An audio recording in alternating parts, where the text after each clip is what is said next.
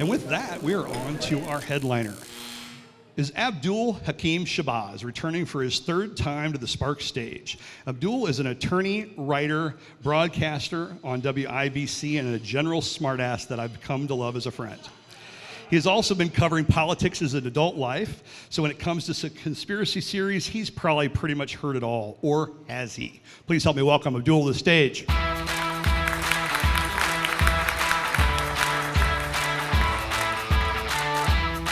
Job, but somebody's got to do it. All right, thank you, my friend. Big round of applause, ladies and gentlemen, for Chris and all the hard work he does putting this together. And of course, for Robbie and Tom up here too. So I'm here today to talk to you about conspiracy theories. The truth is out there, or is it out there? Hell, I don't know. I've been covering government for politics for 30 years, and I still can't figure out what the hell is going on with those people half the time. But I thought, well, the perfect definition of conspiracies is from one of my favorite shows, The Simpsons.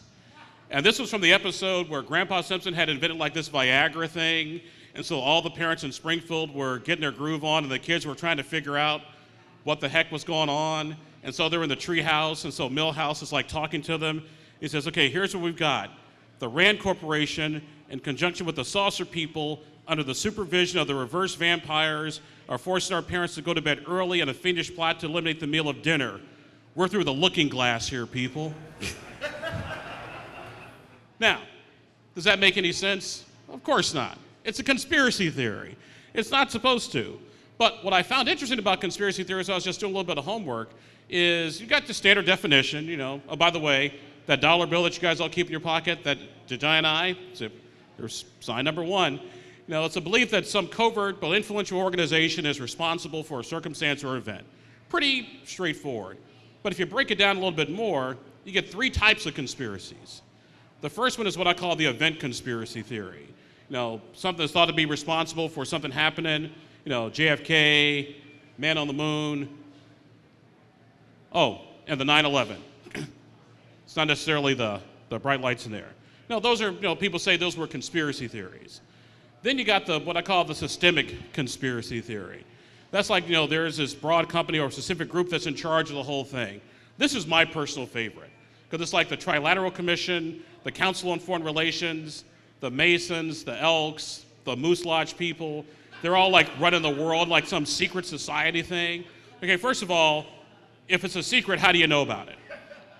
That's kind of number one. And number two, if there is this cabal of people running the show, I don't want to stop it. I want to get in on it. And then there's what we call the super uber conspiracies. These are like the mother of all conspiracies. It may be a little hard to see, but the little thing right there with the eyeballs, that's like the reptile people that are actually really running the planet. I am not making this up. I call them in-laws, but it's fundamentally the same thing.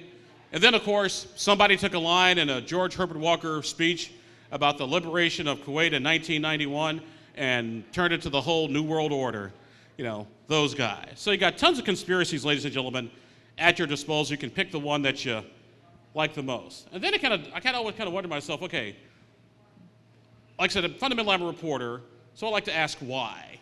Okay, what is it about this stuff that people are so quick to believe it? Well, number one, a lot of people just want certainty.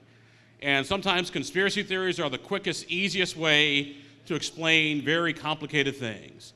Also, like I said, they want certainty, they want control. And my personal favorite is number three, because my uncle is one of the biggest conspiracy theorists in the world.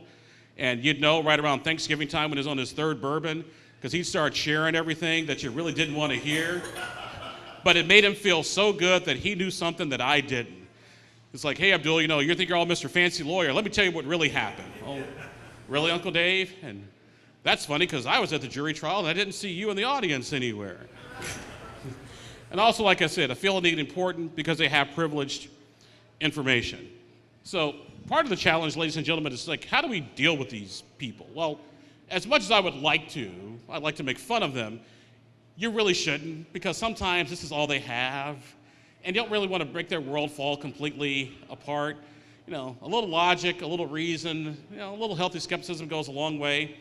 But I'll show you guys a personal story. My brother, who's a year younger than me, is the biggest conspiracy theorist on the entire planet.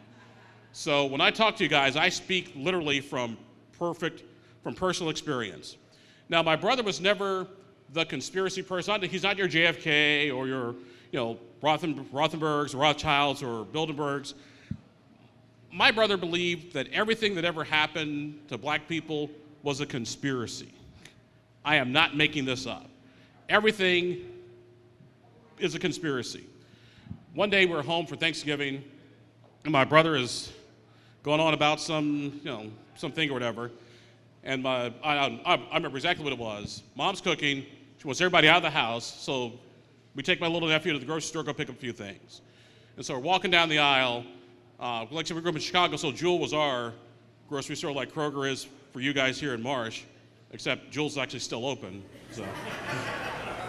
And they'd have idiots running the company into the ground, but that's another conspiracy theory for a whole nother time. So we're walking down the aisle, and my brother says, "See, Abdul, there's a conspiracy against black people." I'm like, "What are you talking about? Why is the white rice called enriched, but the brown rice is called wild?" Excuse me? What the hell are you talking about? Walk a little bit further, down the thing, why the green olives in a jar, but the black olives are in a can?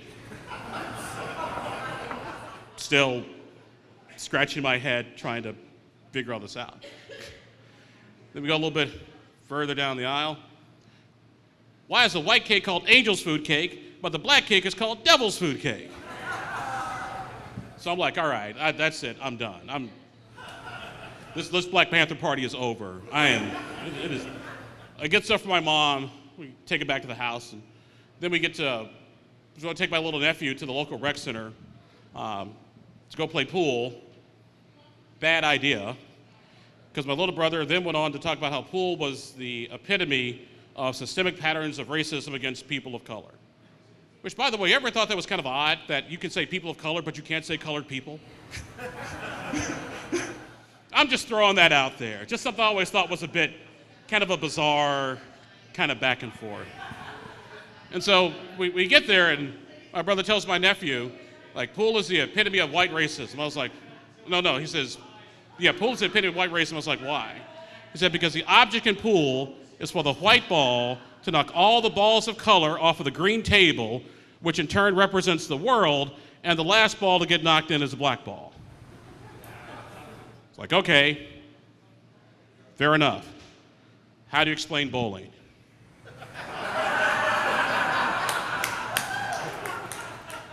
We're not done yet. Everyone says, what do you mean? He says, how do you explain bowling? It's like, well, in bowling, doesn't everything even out? He's like, why? Because in bowling, the object's for a large black ball to knock a bunch of white pins with red necks. You can applaud at that one, it's okay. Ladies and gentlemen, I'm not a very politically correct person. I believe that yeah, exactly, Mel. The only way we grow as a society is if we're straightforward with people and stop trying to sugarcoat everything. I'm not saying be mean or be a jerk, but at least just be honest.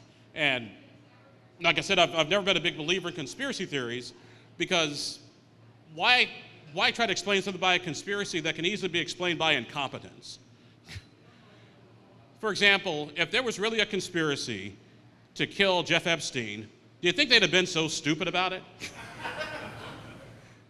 Because I'm talking to my dad, like, they killed him. I'm like, well, Dad, if they did, they really did a piss poor job of pulling it off. I mean, all the questions that are here, if I'm going to kill somebody, I'm going to do it a lot easier than this. I'll make them sit and listen to Vanilla Ice records all day. If you really want to put somebody in pain and suffering, then have a double dose of Nickelback, on the other side of that. Now, explain Vanilla Ice and Nickelback. Now, that is a conspiracy, ladies and gentlemen, that I have yet to be able to figure out during my 20-something years as a disc jockey. So, like I said, I have a hard time kind of grasping some of this stuff. And then now, I do believe that aliens do exist. That I have no qualms with. The Milky Way galaxy has 100 billion stars. The known universe has at least 100 billion galaxies, 100 billion planets. To think that we're it, that's kind of frightening in the vast universe. And I think a friend of mine asked me, like, well, if aliens exist, why haven't they come here? It's like, well, look at it like this. You're flying around the universe one day, and you looked at through your telescope, and if you saw what was going on down here, would you stop? Earth is like the 42nd and Post Road of the Milky Way galaxy. You land your spaceship, next thing you know, the transwarp drive is gone, your phasers are stolen, exactly. But like I said, ladies and gentlemen, the thing about conspiracies, just remember this, they're kind of fun to listen to on occasion, but just use a little bit of logic, a little bit of reason, and a little bit of sanity, and we'll all be just fine. Or will we?